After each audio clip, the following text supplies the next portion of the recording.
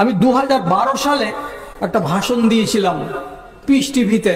সে ভাষণে বলা হয়েছিল যে ওয়ালিকে বাদ দিয়ে যদি কেউ নিজের ইচ্ছায় বিয়ে করে তো বিয়েটা হারাম, আর যতটি বাচ্চা জন্মাবে সবটি জারজ সন্তান, আর যতদিন পর্যন্ত এরা মিলামেশা করবে স্বামী স্ত্রী হিসাবে, এরা প্রতিদিন ব্যভিচার ব্যভিচার ব্যভিচার ব্যভিচার করবে। সহি হাদিস। কোনো মায়ের লাল যদি আমার সাথে চ্যালেঞ্জ করে আর বেশি গরম দেখাই এলেমের, আমি দুয়ানা এলেম দিয়ে আমি ওকে প্রমাণ করে দেব যে বাচ্চাগুলো জারজ। কেউ জীবনে কোনোদিন প্রশ্ন করলো না। মোবাইল ফোন পেয়ে জঙ্গিপুর এলাকার কোনো এক ভদ্র মহিলা আমাকে ফোন করে বলছে আর কাঁদছে, মাওলানা এই ঘটনা, কলেজে পড়ার কালে বিয়ে হয়েছে, আব্বা নারাজ ছিল, বাপ তো মরে গেছে, এখন কি করব আমি? কোন উপায় আছে শরিয়তে আল্লাহ তাআলার? আমি যে কোনো উপায় নেই যতদিন পর্যন্ত তুমি আবার নতুন করে বিয়ে না করবে তোমার ওয়ালির পরামর্শ নিয়ে। আমার যে বাপ মরে গেছে, ভাই বেঁচে আছে? হ্যাঁ আছে। ভাই তোমার ওয়ালি, তুমি আবার বিয়ে করো। এই যে বাচ্চাগুলো হয়ে গেল জারজ বাচ্চা, তাহলে এদের কি হবে? তোমারই বাড়িতে থাকবে, জারজ বাচ্চা তোমারই মালের মিরাস পাবে। কিন্তু বাচ্চাগুলোকে জীবনে ইসলামী রাষ্ট্র হলে তাদেরকে হালাল বাচ্চা বলে স্বীকৃতি দেওয়া যাবে না। তবে কি করবো আমি? সাজা নিতে হবে যে হ্যাঁ নিতে হবে। শেষ পর্যন্ত নিজে রাজি হলো কিন্তু স্বামী রাজি হলো না, বলছে এই হালাতেই মরে যাব। আজ পর্যন্ত বিবাহ হালাল করতে পারিনি। যেদিন আমার ব্যথা জেগে যায় সেদিন রাত 12টা কি আর 1টা কি আমাকে ফোন লাগিয়ে দেয়, মাওলানা আমি অমুক কথা বলছি। আরে বাবা কেন কথা বলছো? আর বলছি মনটা হালকা করার জন্য। জি, পাপ করতে গেলে যদি অন্তর আপনাকে না কামড়ায় তাহলে জানতে হবে যে আপনার ঈমান তলানিতে চলে গেছে। এরা কে? এরা মানুষ। পাপ করার পরে একটা দিন টিকে নেই তো এখানে মায়ের জাত, কিন্তু আড়ালে আড়ালে শুনছে।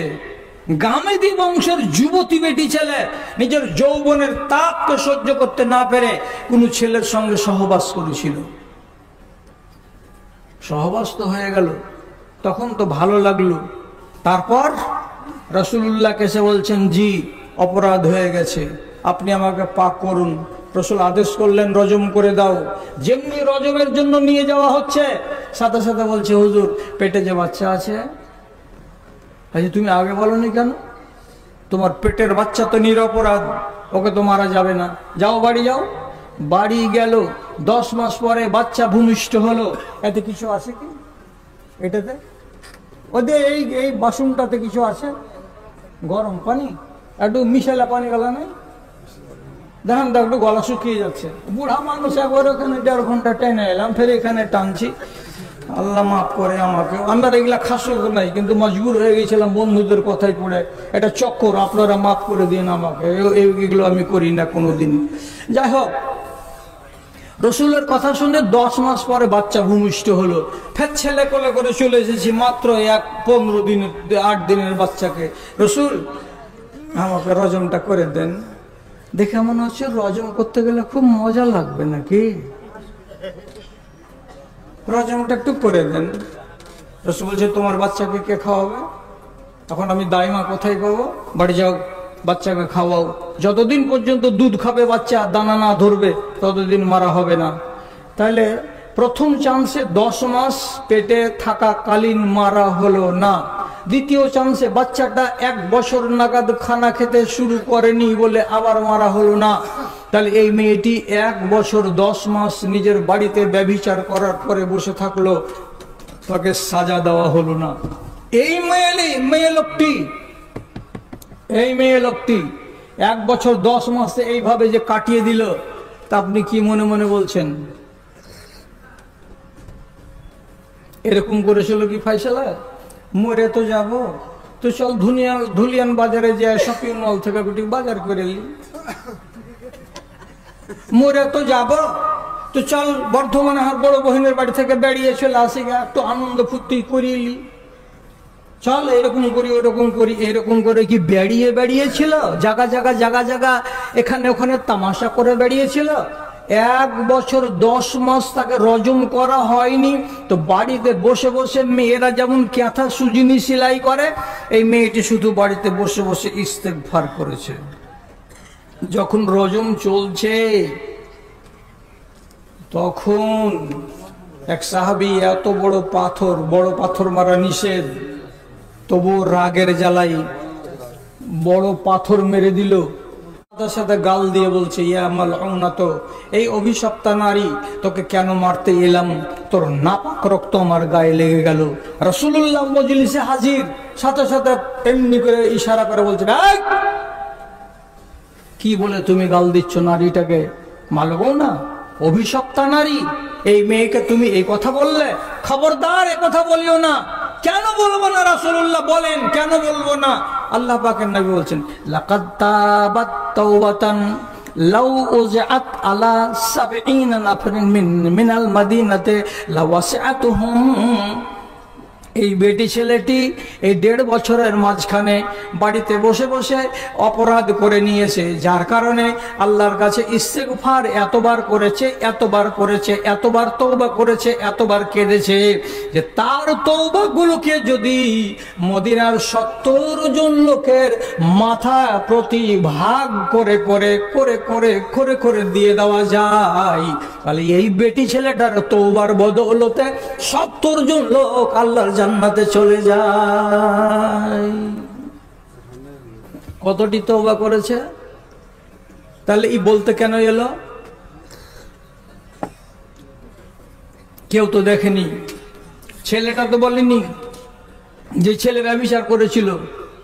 ই নিজে ব্যভিচার করলো, নিজে ব্যভিচার করে আবার ধরা দিতে আসলো কেন? ও জানছে যে আমার ঈমান নষ্ট হয়ে গেছে, আর আমি যদি সাজা না নিই তাহলে আমার ঈমান দাগদার, আর এ হালাতে যদি আমি মরি তা আমার নাজাত হবে না।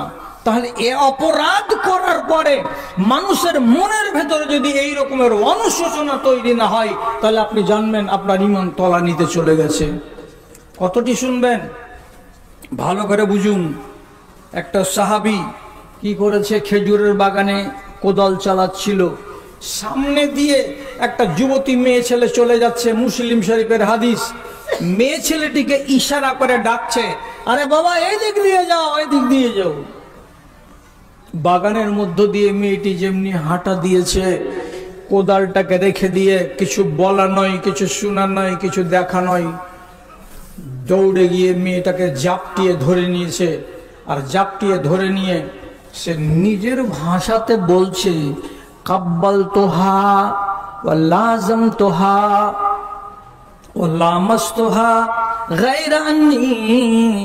হে আল্লাহ পাকের রাসূল, মদিনার বাগানে কাজ করছিলাম, সামন দিয়ে যুবতী মেয়ে ছেলে গত হচ্ছিল, নিজেকে সংবরণ করতে পারিনি, তাকে ডেকে নিলাম কাছে, আর যেমনি কাছে এলো তাকে আমি জড়িয়ে ধরলাম, এবং জড়িয়ে ধরে তার গায়ে আমি হাত দিলাম, তাকে আমি চুমুচাটা খেলাম, কিন্তু গায়ে আন নিলাম ওজামে ওহা, তবে আমি কিন্তু তার শরম গাহকে ব্যবহার করিনি, তার লজ্জাস্থানকে আমি ব্যবহার করিনি, মানে সহবাসটা করিনি। এইটা বাদ দিয়ে সব কিছু কাজ করেছি। আপনার যেটা ইচ্ছা হয় সেটাই করেন। আমাকে যদি রজম করতে হয় রজম করে দেন, আমাকে যদি পাথর মারতে হয় তো পাথর মেরে দেন, আমাকে যদি লকড়ি কাঠি দিয়ে ছুরি মেরে মেরে পবিত্র করতে হয় তো তাই করে দেন। আমি যেটাই সাজা হবে সেটাই নিতে রাজি আছি। রাসূল বলছেন, আহারে অপরাধী, কে দেখেছিল রে? কেউ দেখেনি। মেয়ে ছেলেটিকে এসেছিল তোর বিরুদ্ধে?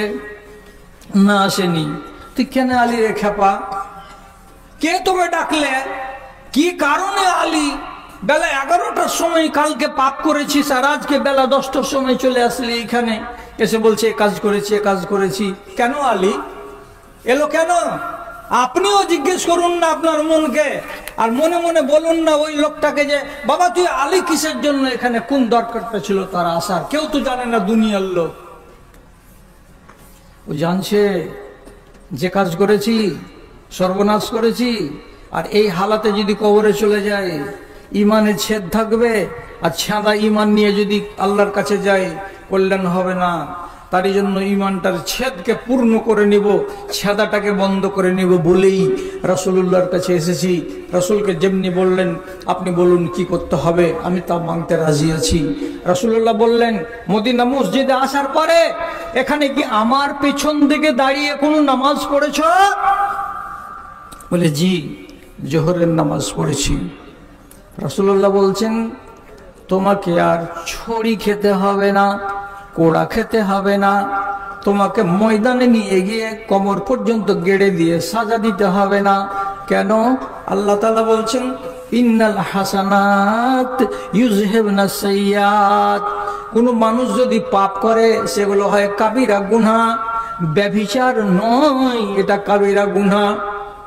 আর এইগুলো গুনাহ করার পর যদি কি করে, নেকির কাজ করে দেয়, নেকির কাজ মানে কি, ইস্তেগফার করে দেয়, তওবা করে দেয়, আল্লাহর কাছে অনুশোচনা প্রকাশ করে দেয়, তাহলে পরে তার ওই পাপটা যেটা 1 ঘন্টা আগে হয়েছিল, 4 ঘন্টা আগে হয়েছিল, এই বর্তমানের এই নেকির কাজটা করার কারণে আল্লাহ সেটাকে মাফ করে দেয়। তোমার পাপটা মাফ হয়ে গেছে, যাও বাড়ি যাও।